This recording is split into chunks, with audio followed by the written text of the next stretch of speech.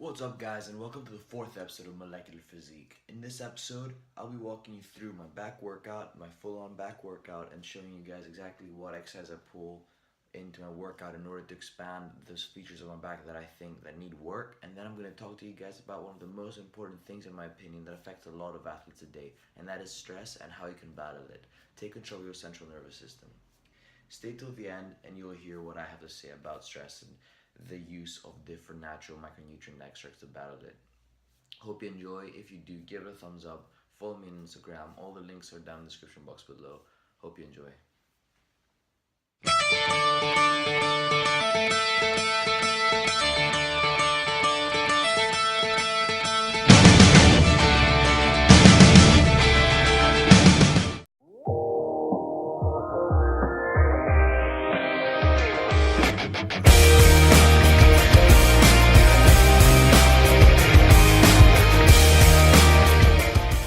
What's up, guys? Today is the morning after from the workout that you will be seeing now, and I'm just sitting here to just give you a little commentary over what I did and why I do what I do in terms of my back workout.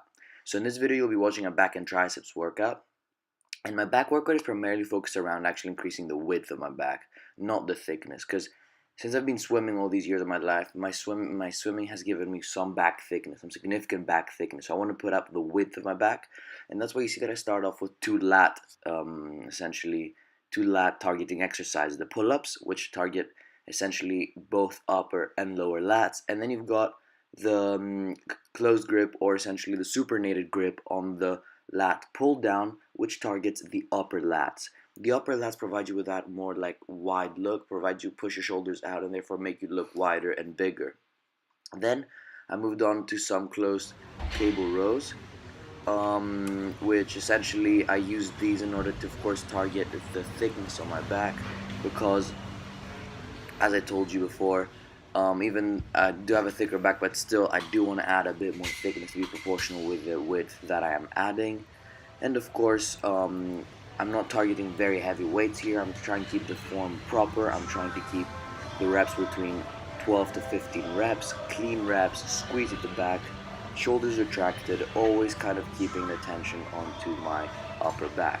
And then the last move I will do, which you will see in a moment, is a dumbbell row. The dumbbell row, I do it in order to essentially target the auxiliary or neutral muscles of the back. These are muscles located between the traps, the lats, and the rhomboids.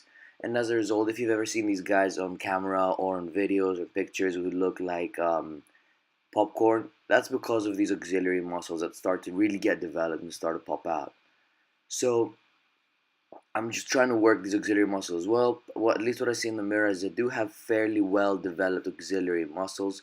So I'm trying to keep the weight not too heavy, and I'm trying, as you see, I'm trying to squeeze at the top and push myself to failure. And then I do that for the left and the right arm, and then I'm going to move on to my triceps. But generally, guys, you just need to remember that the moment you change your grip on the essentially whatever you're holding when you're working your back, or when you change the direction of which you're pulling, or even the width of your arms on the handle, you're putting a lot of tension in different parts of the back, and therefore you need to be very careful and know what your goals are to make sure that your back is targeted correctly. So here we move on to a tricep workout. I start off with some heavier skull crushers.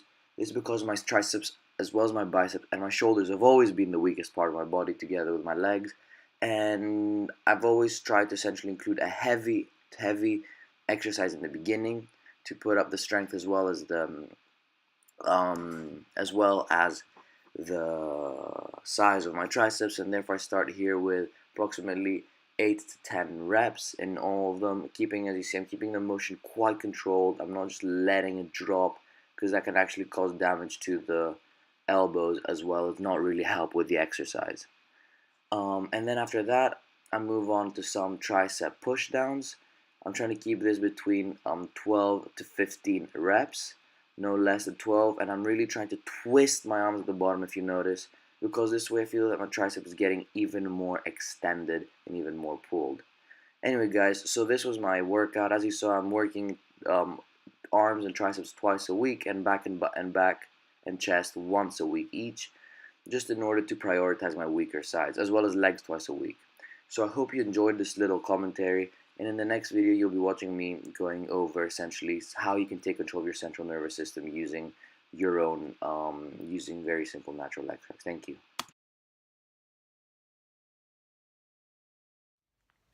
What's up, guys? We just got home from the gym, hit a back workout with triceps, hit some cardio, and now it's time to get down to business. Actually, it's time to get down to biochemistry. And what we're going to talk about is how you can actually regulate your own central nervous system during your day. What most people actually don't understand is that actually overstimulating your central nervous system every day through caffeine containing supplements as well as coffee, or even actually stimulant containing substances as chocolate, which contains theobromine, you're actually not only giving a benefit to your body by upregulating the psychoactive activity, but you're also causing some damage in the long term of your day because you are inducing the stress associated pathways of your brain, which lead to the release of cortisone, and as a result, cortisone may bring your fat burning process to a halt, and as a result, reduce essentially lipolysis and increase lipogenesis. This means that your body starts to put on more fat. So take a step back and go actually back to what we said in the beginning about activating and stimulating your psychoactive activity. This means essentially that you are increasing your central nervous system activity. You do that through caffeine. Caffeine is probably one of the most used stimulants around us. And essentially, what happens, caffeine, which you can see right here, has a structure which essentially binds to adenosine A1 receptors, and therefore this causes increased activity downstream of these receptors, and as a result you get this very high level of activity, this very happy feeling. However, overstimulating these receptors has also been associated with the release of cortisone, which, as we said, brings your fat burning properties to a standstill and also leads to enhanced fat production by the body. And that's why it's not good to get stressed, and also that's why caffeine consumption over the top has been associated with inducing stress. Now, you have to find ways to actually bring your body's psychoactive activity down at some points in order to make sure that your body does not enter this phase of complete lipogenesis, in order to ensure essentially that your body does not secrete cortisone and therefore control your own central nervous system. And therefore, there are some natural extract substances which allow you to bring down your central nervous system, and the most important one, and my personal favorite, is L-theanine. L-theanine, which you can also see right here, is actually a substance that is found from green tea. That's why it's called part of the green tea extract complex. And apart from the metabolic activity that green tea extracts have, they also have a neuronal or nerval activity which is associated with L-theanine. L-theanine is a structural homologue of glutamine. What does that mean? That means that they have very similar structures.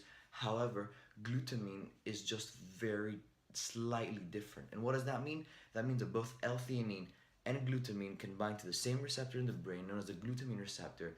However, L-theanine decreases the activity in the glutamine receptor, downstream of the glutamine receptor, whilst glutamine, which is converted to glutamate, is actually upregulating the activity of the glutamine receptor. That's why when you finish your workout, a lot of the time people say that when you finish a strenuous workout, it's good to take glutamine in order to prevent you from crashing, from feeling that exhaustion and feeling from collapsing. That's what glutamine does, and that's why they say it provides recovery. It does not provide muscular recovery, it provides psychoactive recovery, and it makes you feel a lot better. And therefore you have L-theanine on the other side. There are 2 times of the day which I believe L-theanine should be taken. The first one is some point during halfway through in your day, and the next one is sometime just before you go to sleep. Why is that? That's because when you've gone through the session, when you wake up, most people, and very rightfully so, they like to have a cup of coffee in order to bring them up, get them more excited, get them more powerful, hit the day, and get on with it. However, what happens is that at some point when the workload gets very high and the caffeine is in your body, if you put more caffeine, chances are that you're going to increase further your psychoactive activity, and that results to stress. Stress results to cortisone secretion. Cortisone secretion is not healthy for you in the sense that you start to put on fat. And for an athlete who's trying to cut down, stress is not good. And that's why they say take a chill pill and lay back. But not literally take a pill, just theoretically. So what L-theanine will do, you will take it halfway through the day. This will bind to your glutamine receptors, bring down your central nervous system, give you a little switch back during the day, and you can continue working, and you can take another shot of caffeine later on in your day or your pre-workout in order to give you another boost and keep on going. Great. So you see here that you break your day in two. You have a good coffee source, caffeine source in the morning, brings you up, and you cool down again halfway during the day, and then you can upregulate again your psychoactive activity by having some more caffeine. Awesome. Now, your second dose of L-theanine comes at night, right before you go to bed. Approximately 1 hour to 1.5 hours before you go to bed, you take an L-theanine, and therefore you reset your central nervous system. As a result, you bring back down your glutamine receptor activity, and therefore you bring back down the psychoactive activity. As a result, you feel a lot more relaxed, you feel a lot better, and you're ready to go to bed and wake up in the morning being switched back to normal. That sounds great, but let's talk about something even more important. How will you take L-theanine? I mentioned earlier that it comes from green tea extracts, and as a result, just having a cup of green tea halfway through your day and at the end of your day is probably the best source of L-theanine you can have. Unfortunately, though, L-theanine in green tea only is approximately 2 milligrams. That's very little, and as a result, will only give you an effect of approximately 20 minutes, 15 to 20 minutes. So if you're one of these people who is very tolerant to such biochemical substances, you could do yourself a favor and actually go get L-theanine pills, which are approximately 100 milligrams and therefore provide a much longer lasting effect, which doesn't work with me. I'm very good with my green tea. My only problem is that I don't really like the flavor. So, but apart from that, I do like to have 2 cups of green tea a day. I have one right in the middle of my lab where I just pop out, go grab myself a cup of green tea, and one right before I go to bed. So right now I'll be having a cup of green tea, put down my central nervous system, go to bed and wake up tomorrow ready to hit the day. This way, I don't let my stress get out of control, I don't let cortisol get out of control, and I'm always calm and relaxed. A lot of you will have already tried to drink green tea, but this is something that you should know, and whoever has not tried, you should try it because it really does help your central nervous system. It really does help you to stay in line. And now I want to talk about another biochemical substance, and that's called GABA. A lot of people will have never heard of this. It is associated, this binds to ribosome known as a GABA receptor in the brain, but you don't really get that very easily from natural extracts. However, a lot over-the-counter pharmacies will be selling GABA. They can just go buy and just pop in a pill whenever you need it. Of course, I personally believe, as I've said probably before, that everything should come in from as natural as possible sources, and green tea is the best source. So literally, guys, have a cup of green tea and you feel how much more relaxed you will feel later on. Twice a day is all you need. Hope you enjoyed the video. Hope this gave you some kind of strategy of how to battle stress, how to battle the cortisol levels in the brain, and make the cut a lot more than just bearable. Make it enjoyable. Make it something that you would like to do again. Thank you very much. Hope you enjoyed. Please subscribe. Please give it a thumbs up, and I'll see you very soon.